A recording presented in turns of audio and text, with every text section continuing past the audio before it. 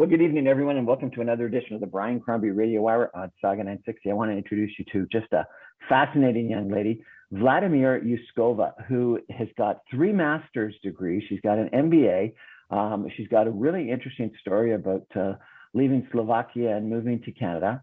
But she's written a book called The Spiritual Mba. And so it's interesting that this person has, 3 different master's degrees in different things. And we're going to explore all that. I think one of them is in French literature, which is really kind of interesting.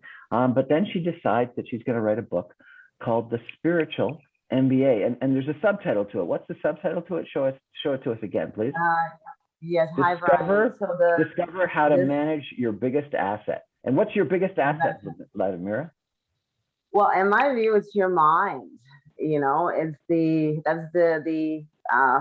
engine, the brain power, and as the title suggests, the spiritual MBA.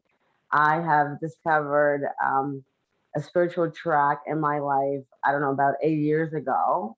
It's an interesting story, actually, which I will leave for later. But basically, it's your mind that, in my view, connects to your higher self, that then connects to universal intelligence, and basically circles back to my belief that, and belief of many other spiritual leaders or guides, that all the answers to all of our personal issues are within, and all we need to do is, again, embrace.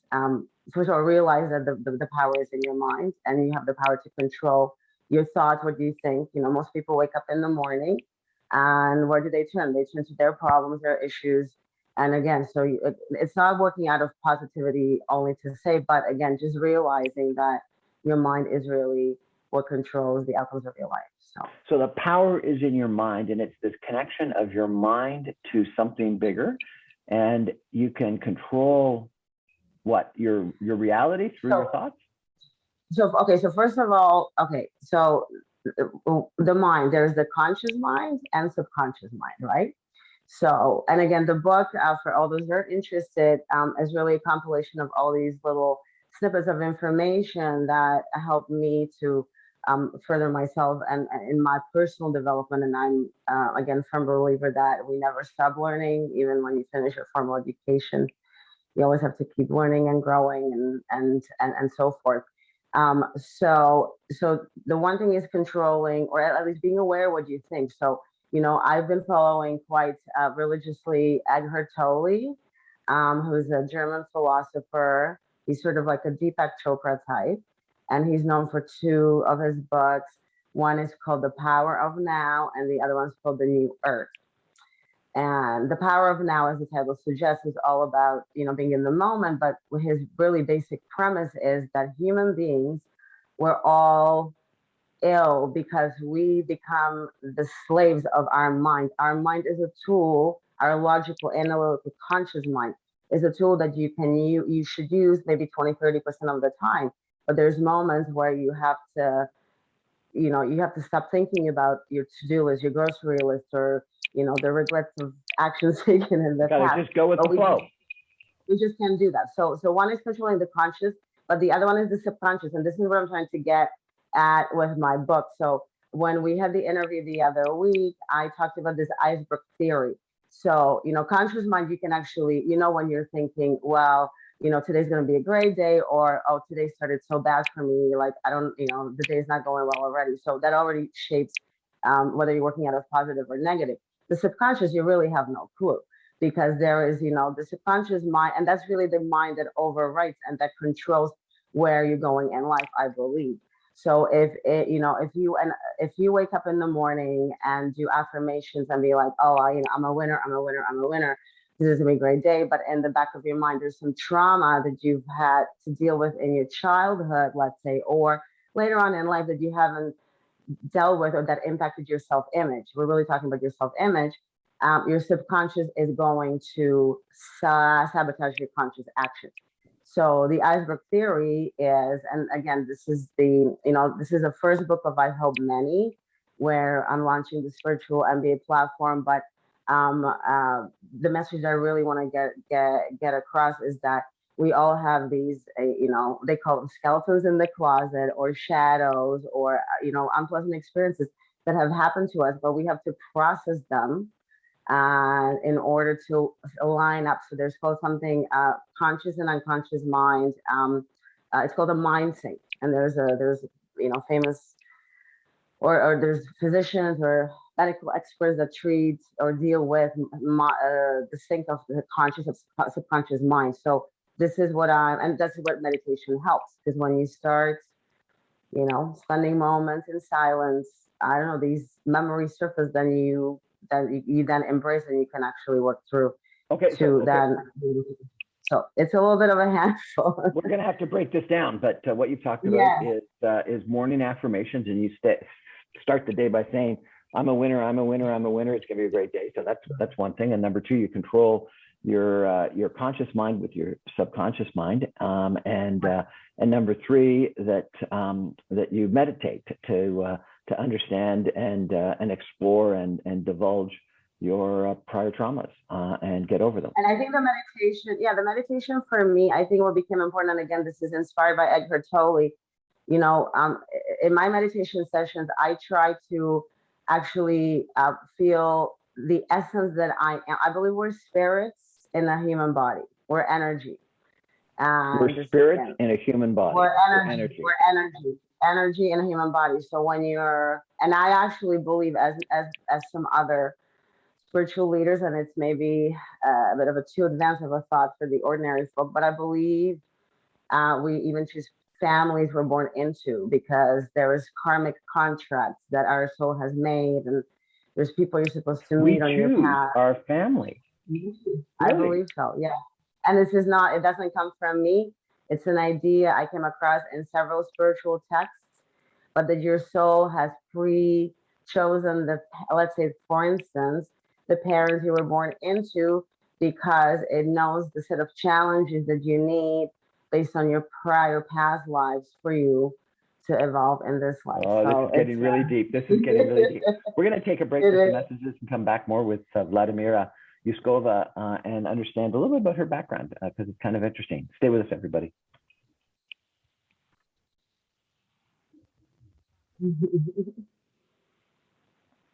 Welcome back to the Brian Crombie Radio Hour on Saga 960. We're chatting tonight with Vladimira Juskova, who is a fascinating individual. She's got 3 master's degrees, but she's written a book called the Spiritual Mba, because she said that if she had known some of the things that she's learned about and read about, she wouldn't have needed all those masters, and that she's really learned a lot from some of the spiritual leaders that she's read. It's kind of interesting. So, Vladimira, do you have a short form for your name that I can use?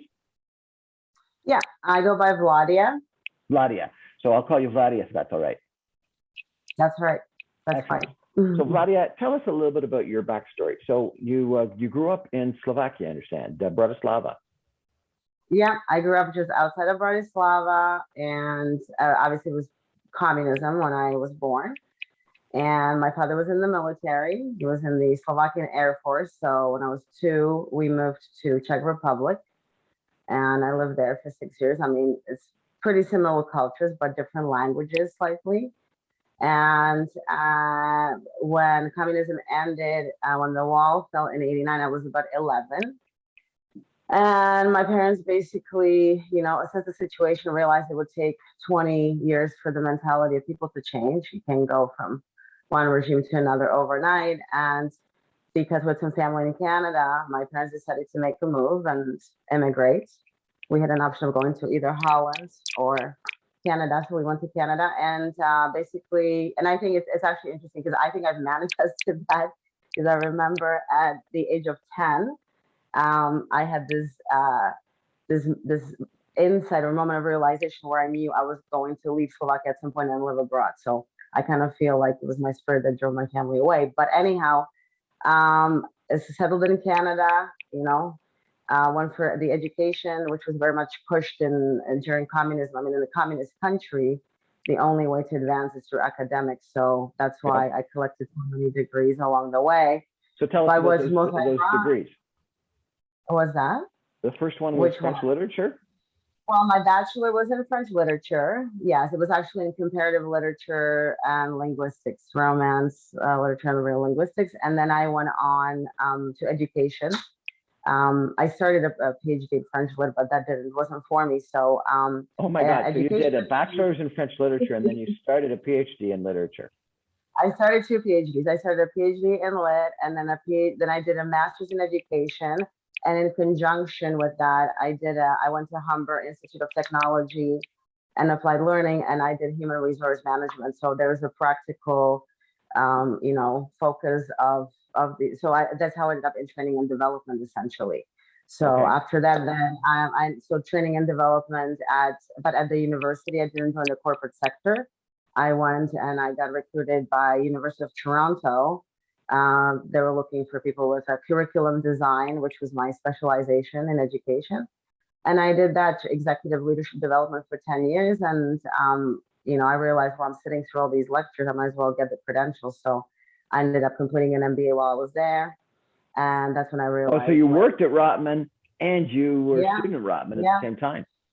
Yeah, I worked with Professor Joe Cruz for 10 years. I was co-designing executive leadership programs for 10 years. I did a healthcare for about 5. I used to travel across the province to visit the academic health sciences centers like Ottawa Hospital, London Health Sciences, and we were training middle managers in leadership and positioning, basically taking the high potentials and grooming them to become, executive VPs or whatever, just moving up through the chain. I knew 2 people involved in some of that, Michael Hartman and Stephen Cox. Yeah, oh my God, Michael Hartman was my boss. Yeah. Michael Hartman was my first boss, and then he ended up moving to Manchester. Yes. And then who was the other? Stephen Cox. Stephen Cox. He was a case writer for the Executive MBA, working both with Michael Hartman and Joseph DeCruz, and McMaster. Okay, so this is the thing. So executive education has 2 streams. One is the Executive MBA, and I did the non-degree. So my clients were, I did mining for a while, Xstrata, then it was Ontario Lottery and Gaming Corporation. So I would go to different casinos across the province to train them. We did 200 people at a time in 4 different rotations. I worked with Professor Gary Latham, the mind behind SMART goals: specific, measurable, realistic, attainable, timely. So yeah, so at the end, hold on, that's interesting. SMART goals are specific. So specific, measurable, realistic, attainable, realistic, and timely. That's cool. So this is a cool. I mean, Dr. Latham is there was a Nobel Prize in organizational psychology. He would get one, and he's the inventor of the concept of SMART goals. So, and I actually talk about them because this book is essentially a self-leadership framework, but I look at it from a spiritual stance, or I add that to it. And so, whatever goal you set in your life, first of all, you have to set one. You have to set them the right way, or you have to set SMART goals. So if somebody tells you, I don't know, what's your financial goal? Well, I don't know, I want to be like rich in 5 years. That's not a SMART goal. It's certainly not specific. It's not measurable. It's not attainable. Measurable, exactly. It's not realistic.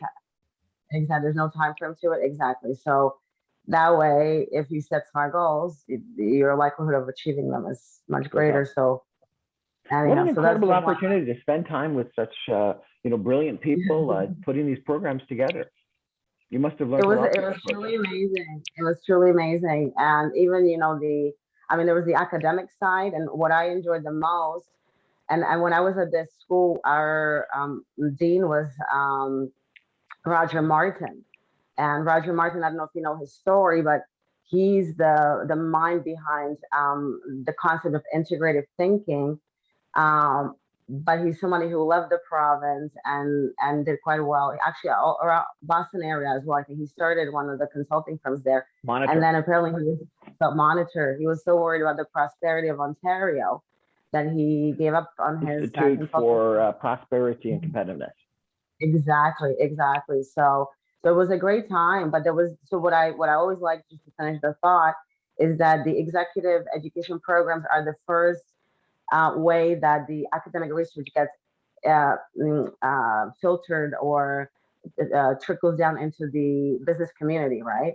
Like when you take an MBA, it takes them 3 years before they go out and actually apply. When you take an executive that comes to an executive course, whatever they hear in today's lecture, tomorrow they might be applying on the job. So it was really exciting from that perspective, you know.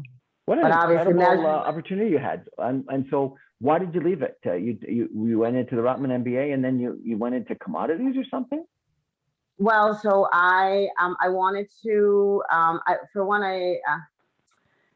I didn't I got into sales or business development, and the department was very highly unionized, so there was a little bit of a friction in the way, you know, the union expected you to work and what it took to actually bring you contracts. I couldn't leave the office. I had to be in the office. So I could, but to get clients, you got to leave the office. So there was a little bit of that.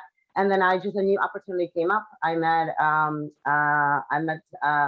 my ex-partner in business, and we started a boutique advisory firm. But really, the first venture was consolidating the production of coking coal in Colombia, and from three little mines, and we ended up signing a contract with Steel Authority of India for a year. So that was it, and then I continued in that. I started traveling to Asia extensively. Got into petroleum and refined petroleum products a little bit more, and that led me to writing a book. And I kind of left that path because it wasn't so fulfilling for me. It's a very male-dominated world, and as far from spirituality as you can get. So I called it a day on that front. And What you I'm talk about marginally, the commodity stuff you think is a male dominated yeah. world? Well, yeah. I mean, our goal and our business model was really to bring buyer seller together, and it was an intermediary role. And yeah, I mean, I was dealing with a huge state-owned companies in China, like China Nuclear Corporation and Sinopec and all that. And it wasn't the right fit. Sorry, my phone is falling apart. It was the right fit. Sorry, I'm sorry. No It problem. wasn't the right fit. Yeah. So Okay. now I'm involved with another startup, but it's more in the area of medical accessories. So, you know, I'm Medical somebody accessories. that, yeah, I'm somebody You've that been will, involved and in I, a bunch of different stuff. yeah, I believe today it's about reinventing yourself. And I truly believe, again, comes to the spiritual side of me. If you do something, you got to feel passionate about it. If it doesn't fulfill you anymore, you got to look for the next thing, because many people spend, you know, most of their lives doing things that don't fulfill them. They stay in relationships that are miserable, in jobs that they don't like. And, you know, is it Most scary to, people spend their lives being miserable in relationships they they don't like don't, and in jobs that aren't fulfilling. Is that what you really believe? a lot of people that I've met, yeah, yeah. And they're just comfortable with it. And, you know, life gets in the way. There's kids and there's, I Mortgages? don't know, just mortgages and the comfort, you know, what's the scariest thing to a human being outside of death? Change. Change.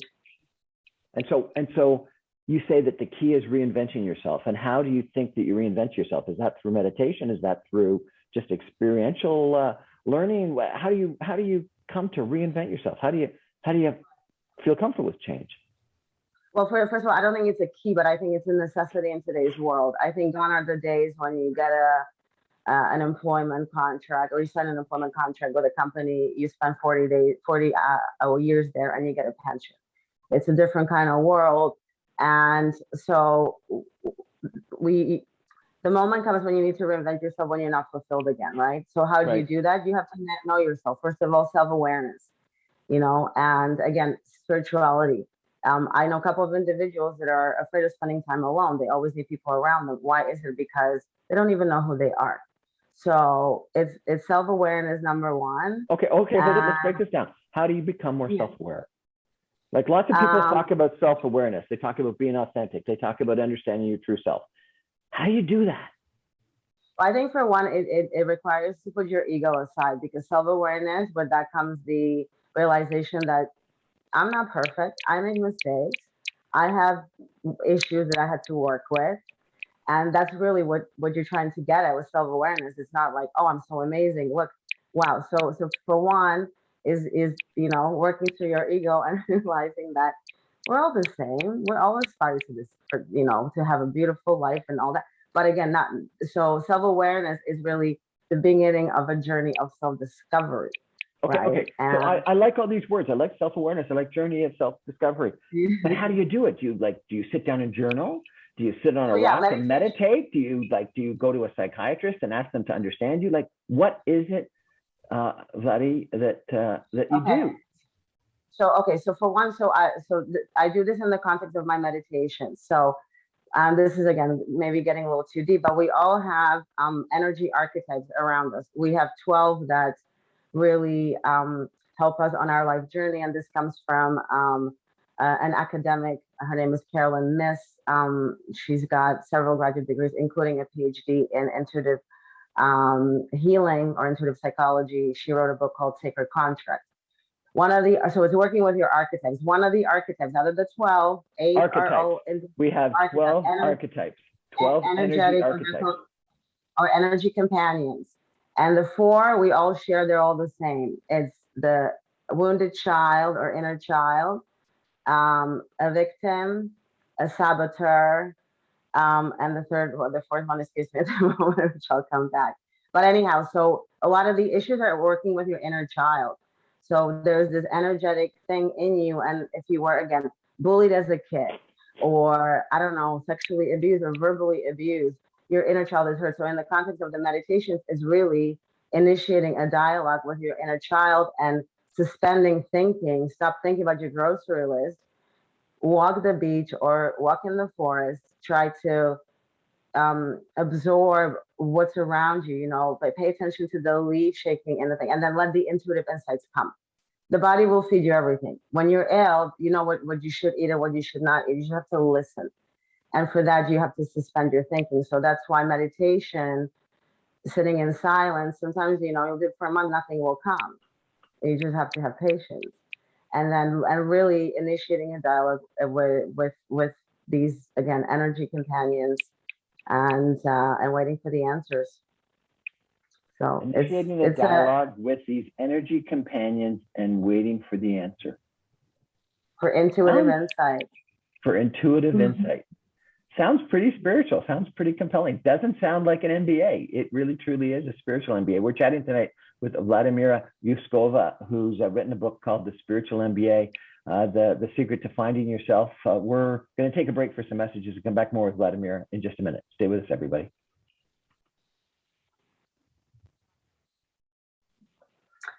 All right. Welcome back to the Brian Crombie Radio Hour. We're chatting tonight with Vladimira Juskova, who has got a fascinating background. She's got an undergraduate in French literature. She started a PhD in literature. She then went and did a master's. What was that first master's in? Was it education? Education curriculum design. Curriculum design. Then she went to Humber and got another degree in human resources, and then she got an MBA after she had worked for, 8 or 10 years at the Rotman School doing designs of professional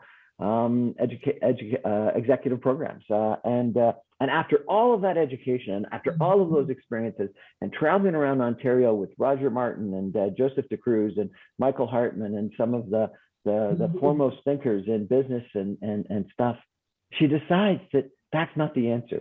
The answer is spiritual, and she writes a book called The Spiritual Mba. And hold it up again. What's the subtitle? It is Discover how to manage your biggest asset. And which is again your mind. Is your mind. Your mind, but it's you. It's again, that's why I said it's a life success companion and some tips on how to be a leader of yourself. I firmly believe we all have the responsibility, and this is where I have really a little tolerance for people that pretend to be victims of this or that. We all have the opportunity to do things different. They say, what is insanity? Doing the same thing over and over and expecting a different outcome. Well, if something isn't working for you in your life, change. Try a different approach, and the Spiritual Mba. Vladimir, share with us, if you could, just some of the chapter headings so we get a sense of what's in the book. Sure. Okay, so I'll start from the top. Spirituality and business belong. Spirituality and wealth creation. From education to dedication. The Iceberg Theory of wealth creation. The evolution of consciousness. Secrets about your subconscious mind. Harnessing the power. Focus and concentration. Karma, giving, and gratitude. From smart goals to hypnotic intentions. Hold it. Smart goals to Those hypnotic intention? hypnotic intentions, yes. So once you set the smart goals, you have to make them alive. So you have to visualize them when you're in your meditative state and get into the feeling of already having it. So you literally it's a process to get there, but it's really energizing and magnetizing your goals from just being written on paper to actually seeing them alive in your life already. And then the other one that I like here, like don't just team build, but also dream build. Don't So just you know when you build, dream build. team build, dream build. So when you, let's say you stop 10 people on the street and say, hey, I give you $1 million, what would you do with it? Probably 8 of them will tell you, I don't know. So again, you have to have a list. Like they say, you should have a vision for your life that takes 10 lifetimes to accomplish, right? Because if you just accomplish a fraction of it. So again, it's you should have a vision for your life that would take 10 lifetimes to accomplish. Why? But then it's not a smart goal because it's not realistic. It's not attainable. Right. Well, that's a vision, right? Then you have to take the vision and then, but this is again, when you, yeah, of course, it's a bit of a contradiction, but again, a vision is there to inspire you to get you feeling excited and, you know, so what's your vision? What's your vision? My vision to be a well-known author and to be like, I've always thought of myself. And again, this is why I wrote the book, is to inspire people, to be the igniter and motivator and to encourage people to take maybe the path less traveled. So just keep writing. I found a new passion. I actually started painting recently too. So oh, really? I feel after 40 years of going through my upbringing and then changing to a North American way, I have this inner artist that just emerged in me, and so I want to keep touching people, inspiring them and guiding them and enjoying a fulfilling life and being happy every day. I wake up happy every day, irrespective. Happy I think every we day. all have. And if I gave you $1 million, what would you do with it? I don't know. I would actually reinvest it back in my business, in the backseat business, and I keep writing. So I'm definitely not a material type. So we all need, you know, Maslow's hierarchy of needs. We need to have our basic needs met, but I would donate, but I would definitely keep writing and keep inspiring. I understand that recently you've been living in the Caribbean. Tell us about that. Why would you choose to live in the Caribbean? So I got tired of living downtown Toronto. I spent about 15 years there, and an opportunity arose to go to the Caribbean for 4 months, and then COVID happened. So I got sort of stranded. My ticket got canceled, and I said, "Hey, I'm the Spiritual Mba, so maybe the universe wants me to be here." So you were in the Dominican temporarily, and you got stranded because of COVID. That's sort of like the universe speaking to you, saying you got to spend some time on the beach. Yeah, literally. And my friend had a ticket booked on the 21st of March, and it was Air Canada on purpose, so national airlines don't cancel. The next day it didn't go. So I said, look, I guess I'm supposed to be here. And so it was about 18 months that I've spent, over 2 years altogether, of living on the north coast of Dominican in Cabarete, which is capital for the water sports. So anybody interested in kite surfing, go and check out Cabarete. But it was incredible. But hey, you can get tired of paradise too, I've realized. You can get tired of paradise. You can. It's possible. Maybe a bit too much fun. Yeah, it's too remote, you know. I started to feel like castaway a little bit. that if you spend too much time so remote, then maybe you can't reinsert yourself into civilization anymore after a while. So you come back So, to Canada recently. Has it been difficult to sort of reinsert yourself into regular life? it's been a bit of a shock just because the life there is a little different. It's truly its own world there. And dealing with the quarantine, that was not fun. I actually ended up contracting COVID in DR a couple months ago, which is why I decided to then travel because I didn't want to get on the plane prior and risk, getting something on it. So yeah, it's been a bit of a shock, but I'm happy to be here and I've reconnected with some great friends and the island is not going anywhere. So it's only a flight away. But I was really grateful to have had the experience, and I have produced about 1,000 pages of journal notes. So writing or journal entries or just documenting is another thing I have been doing there, and I can't wait to take them and work them into my second book. So that will be And inspired. what's the second book going to be about? It's going to be also Spiritual Mba. I have a few ideas. I'm not ready to disclose them just yet, but it's going to be the continuation of the Spiritual Mba platform because I truly, for me personally, after I tapped into spirituality, I've had a much more fulfilling life. Despite, there's always issues in life that surface that you have to navigate. That's life. But I just have this inner peace, and I don't get thrown away. I don't overreact. I'm just more at peace, and that's what I was lacking in my life, working out of yeah. So what a great stay story. tuned for my next one. So it's interesting. Now you did all this training with all these bright professors, and you put together these programs, and you traveled around the province, and then you write this book. What was it like? Did you do a master's in spirituality? How did you learn all this stuff about spirituality? No, I told you I was a member of this global information network for about 2 years.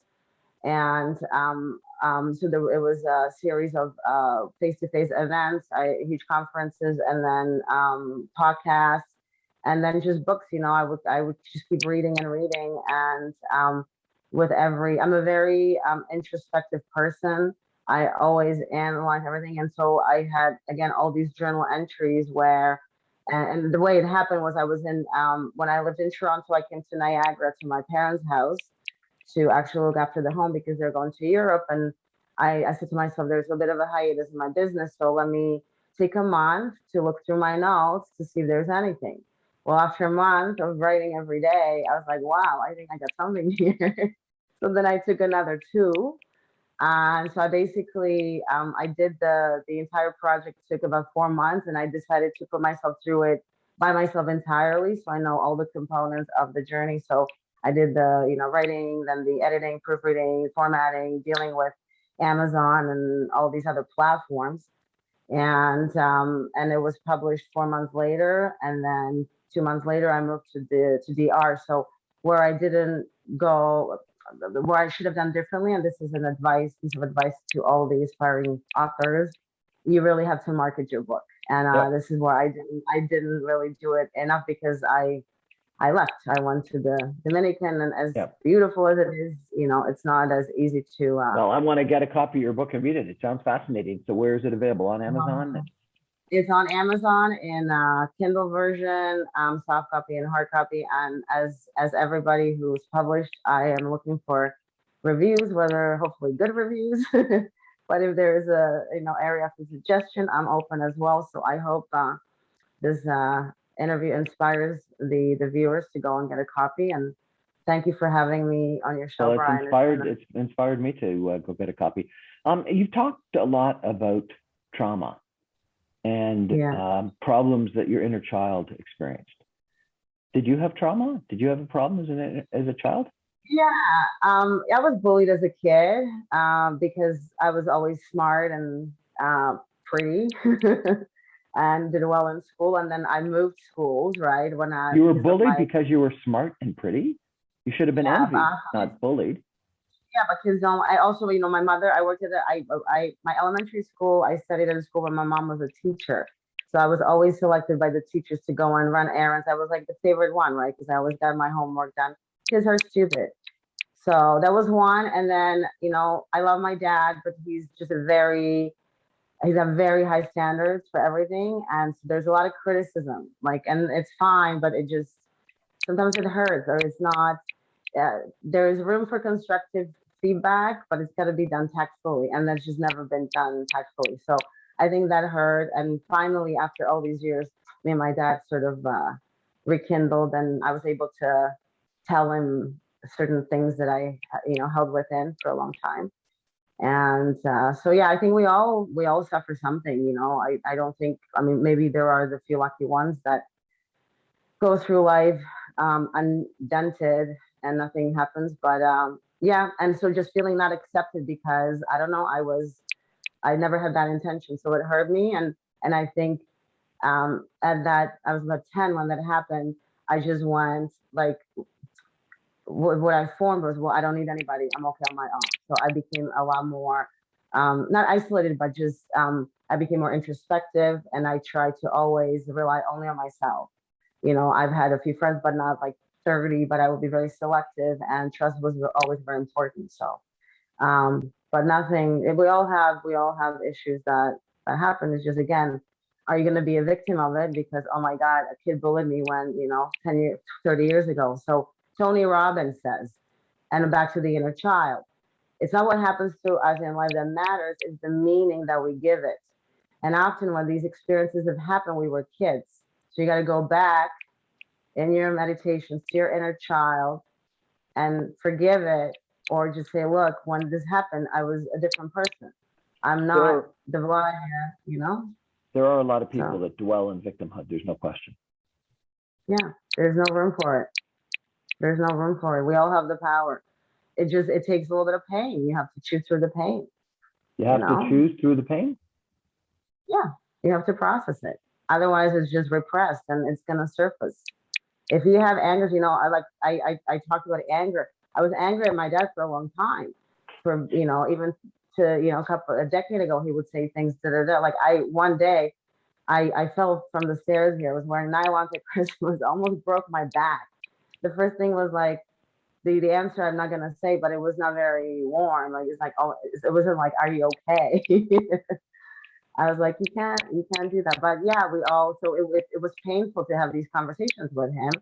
Would have been probably better to just say, look, ignore it. But it was eating away at me. So, and it wasn't until I kind of said, hey, this was not really cool. I know you didn't mean it, but just don't do it to the grand, or just realize, be self-aware, Has he read your book? Yeah, several times. What did you think of it? Well, they got to know me a little more because, I haven't lived with my parents for a long time. I left the home, but I don't know, 16 years ago. So they didn't know the spiritual side was so profound in me. And they got much softer. And they've actually are trying to embrace, again, back to the communism. Communism is the way you were trained is everything is around plans. You have to have a plan for everything. And if you don't have a plan, oh my God. Whereas I've learned life is sometimes about, again, joyful surrender. You necessarily don't know exactly where you're going to go, but the path is right and you just got to go with it. Well, for my family, sometimes like, well, what, you going there, but you don't know exactly. I'm like, no, and that's okay. Because I know. So having, there's this friction. So although they, again, going back to my personal story, although my parents escaped or left Slovakia because they thought it would take 20 years for the mentality change, their mentality has never changed. I love them dearly, but they've been living in Canada with the same thing. So, when I came home recently, we had a big fight because they thought the same Vladia came back that was 20 years ago. I was like, no, a lot has happened for me in my life. You've changed a bit. We're chatting today with Vladimira Juskova, fascinating author, business person, incredible, interesting personal story. We're going to take a break for some messages and come back with some concluding comments in just a minute. And I think she's actually going to show us some of her new passion, painting. Stay with us, everybody.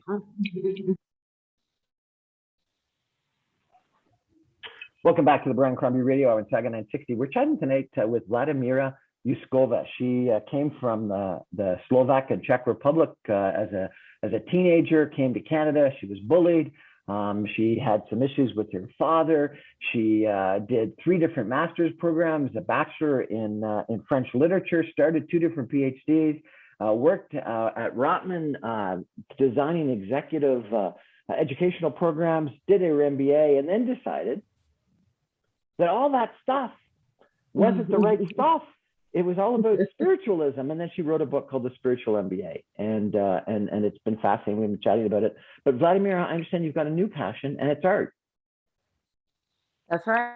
I started painting about 2 years ago, and find it very therapeutic. But more importantly, I find that painting really unleashes my creative genius, not only when it comes to art, but just creative thinking and all that. So, and you're going to show us some? I will show you some of my paintings. Yeah. Can you see? Eiffel Tower. Eiffel Tower, Arc de Triomphe. This is an Italian village. A ballerina, because I did ballet. I was a dancer for 15 years. And this is just a graffiti cat. This is Van Gogh's Moon. And then I'm working on Times Square, New York, downstairs. I can show you if you want. Very, last one. all very vivid, all very colorful. Very colorful. I love colors. And again, a little bit of brain science. This is my last one here. I don't know if you can see. Oh, that's gorgeous. New York, Times Square in the rain. Yeah, brain. So I love colors and contrast. They say our brain remembers or records everything more if there's color or contrast. So if you want to make an impression, wear something that's colorful. So I gotta stop wearing conservative blue shirts and wear something more colorful. Is that the case? Well, you're in your line of work. I guess that color works, so that's okay. Thank you so much for joining us. Your book again is called The Spiritual Mba. It's available on Amazon. What is your final message to people that are listening tonight? Would it be to meditate? Would it be to figure out what trauma they got to get over? What's like the one secret you think that people have to take from this interview tonight?